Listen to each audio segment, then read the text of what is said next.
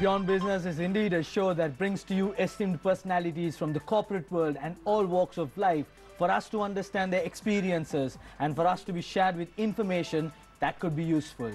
Today we have on Beyond Business Mr. Faris Ismail, the CEO of SriLanka Business School. Mr. Faris Ismail, thanks a lot for joining us on Beyond Business. Thank you. I mean, one of the areas that I would want to touch on is the fact that SriLanka Business School, being an educational institution, the education industry of Sri Lanka, has indeed won SLIM Awards. Could you share with me the experience? This is the first time a business school has won a SLIM Award. We are very happy about it. Normally it is given to much larger, bigger companies, and then within 7 years of operation, for us to win a silver award is a big achievement. See, so tell me, so you said this is the first time that an education institution has won an award, and you said also the fact that large organizations win this award. So could you tell me why? What's the reason why an education institution has won? And what's the span of time of 7 years? How did it happen? It's mainly because of our vision. Our vision is always to directly contribute to the corporate world. We as a college always believed in supporting the corporate world with their recruitment. Over the last 7 years, starting from 20 students, we moved to 6,000 students. And what is more important is that in the last 3 years for certificate level, we have actually moved from about 300 to about 1,800. This actually has helped SEMA Sri Lanka to record a registration of 5,000, closer to 5,000. See, now what I get from your points is the fact that SriLanka Business School has gone from stride to stride. Yeah. But having said that, at the same time, CIMA qualification seems to be evolving. Yeah. So your contribution towards CIMA is indeed fruitful. Could you tell me something about this qualification? Now, I'm sure the corporate world is also quite curious because they're recruiting at a rate. What's so special about this qualification, CIMA? SEMA is a management qualification, and as a result of that, you can do SEMA and be anybody. That's okay. What I like about SEMA. Okay. It's not like you end up accountant, okay, or as a marketing manager, but you do SEMA and then you can be anybody. So more like a 360 degrees. Yeah, that's right. And what we have done is actually to develop the management skills of students by organizing many activities within achievers. Now you have given me a lot of information of how you've groomed the individuals. Why don't you tell me something about the education industry of Sri Lanka? How much do you feel is the need of the hour for you to have multifaceted, multi-talented students for recruitment? Where do you think is education industry of Sri Lanka poised at the moment? Definitely it's much better than, let's say, compare the time that we graduated or the time that we actually left school. I think today students are much more talented. And I don't think, I mean, the judges who came for the Enterprise Award, they kept on asking me, or they were trying to relate to their time period in school. I was like, okay, I mean, 19 years old, I mean, we never did anything like this. For example, this time Enterprise Award finals, we gave for a school leaver who left school in only in September, we gave them the top SEMA case study. Okay. And I said, okay, I know that I'm giving the top SEMA case study, but take up the challenge. See whether you can actually handle it. So students have actually gone that next level. Definitely. Okay. Now about you. Now you being the CEO of SriLanka Business School, you also being a marketeer on your own. Why don't you tell me something? Okay, is this the first experience that you have in building a business school, or have you played a role in any business schools before? Actually, this was the second business school. Okay. Before Achievers, I was involved in another business school called ABS. Okay. And that I actually ran for 10 years. Okay. Fine. And then after building ABS for 10 years, okay, I actually moved out and started Achievers. Okay. And within 7 years, okay, actually I've achieved or managed to develop a business school at the same scale as what I left behind. Okay. Interestingly, now, like this particular story of building 2 schools, Okay. you know, from 20 to 6,000 twice, Okay. is something that looked upon as an, you know, from an entrepreneurial angle.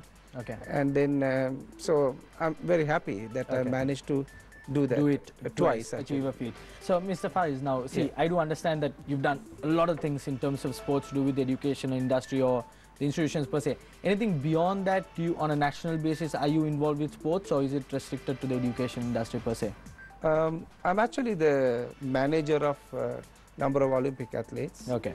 particularly the manager of Sri Lanka's high jumper, Okay. and is Manjula Kumara. Okay.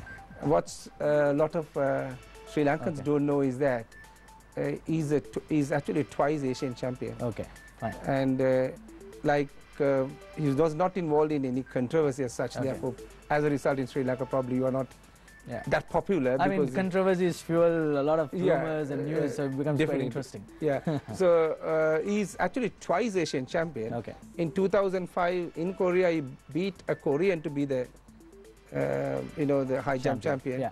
In 2009, he beat a Chinese Mm. to be the, you know, the Asian champion in 2009.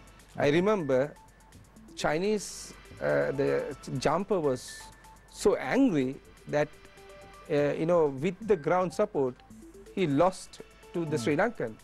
And he said, look, it was raining, but look, I should be able to adapt more than the Sri Lankan. True. And I couldn't, and he was very angry. True. And so I actually, I think if you ask me what makes me most happy is that in addition to being the CEO of Achievers, that involvement. It's more about you go for a diversity. Definitely. And also, Mr. Faris, now looking at you, having spoken to you, you seem to be a diverse individual, which seems to be a necessity or a requirement or a prerequisite of the corporate world. Why education industry? Why couldn't it be tourism? Why couldn't it be apparel? Why education industry? Why do we see you in the education industry? Actually, that same question I asked from myself about 1.5 years ago, when I was seated in a Maldives hotel and a big island hotel, and then I was asked this question from me: do you think that I would have been a happy person if I was the CEO of this hotel, or am I happy being the CEO of the business school? It took only 5 minutes for me to realize I am this lucky guy, right? That I'm able to change life. You know, I actually create an impact by spending you know, 2 to 3 years with students. You know, these individuals, it can create an impact for the next 30 years. True. You take I was telling myself, if I was in charge of, let's say, hotel, I can make a customer happy for maximum 3 days, maybe 1 week. But I'm not going to create that impact.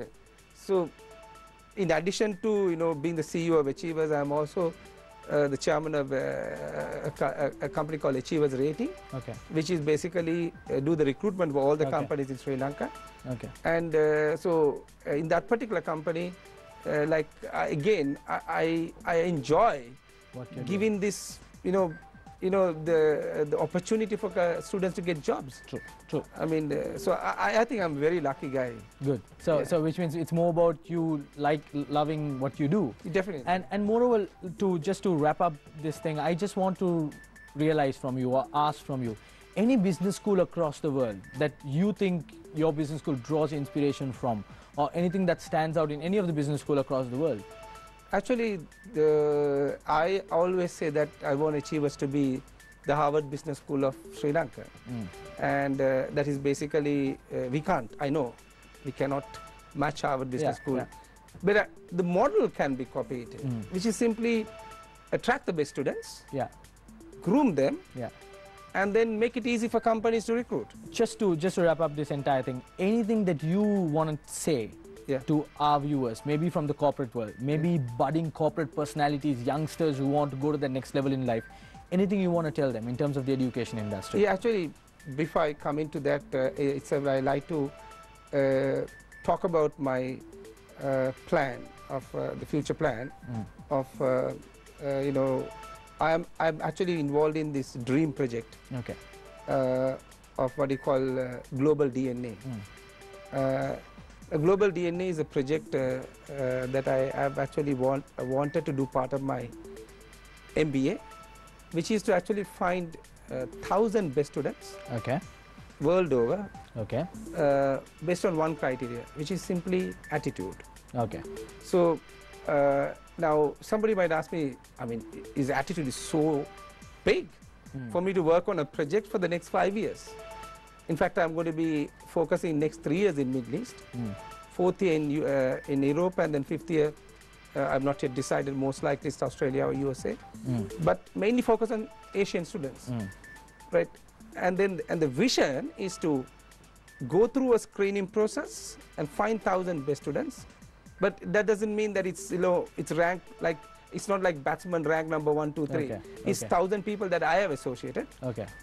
But the most important vision is to be in a position to recommend to any company, almost give a guarantee that this candidate has good attitude. So it's purely based on the attitude of people. Yeah. So so to answer to your question, Yeah. if ever I need to give an advice to any student, if you ask me what matters for you to come up in life, this one word, attitude. All right.